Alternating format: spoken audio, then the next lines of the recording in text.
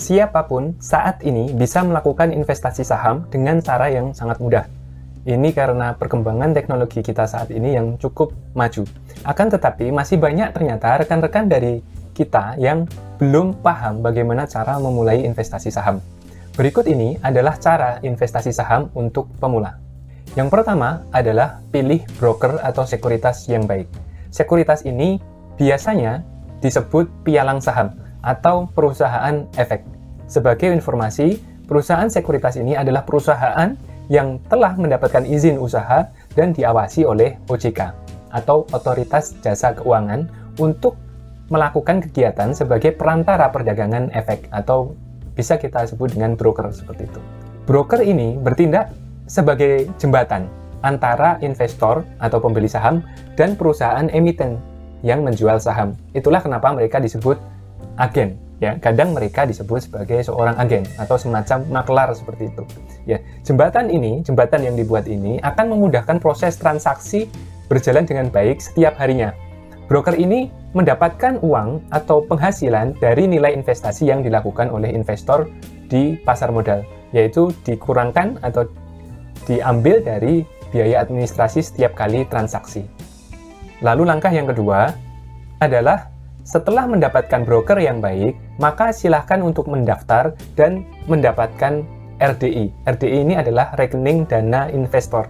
Jadi Anda, rekan-rekan, bisa mendaftarkan akun di broker yang Anda pilih. Tentunya Anda harus riset dulu brokernya ini atau sekuritasnya ini sehat tidak, bonafit tidak, seperti itu. Dan setiap perusahaan sekuritas ini biasanya memiliki aplikasi atau website resmi yang bisa rekan-rekan kunjungi untuk mendaftar. Jika rekan-rekan bingung mendaftarkan online, maka rekan-rekan bisa datang ke kantornya. Silahkan search di Google, ketik nama sekuritasnya, lalu tinggal main ke kantor terdekat. Biasanya ketika kita mendaftarkan untuk mendapatkan akun RDI, rekening dana investor ini, kita diminta untuk menyiapkan data berupa KTP, NPWP, atau buku tabungan, dan materai.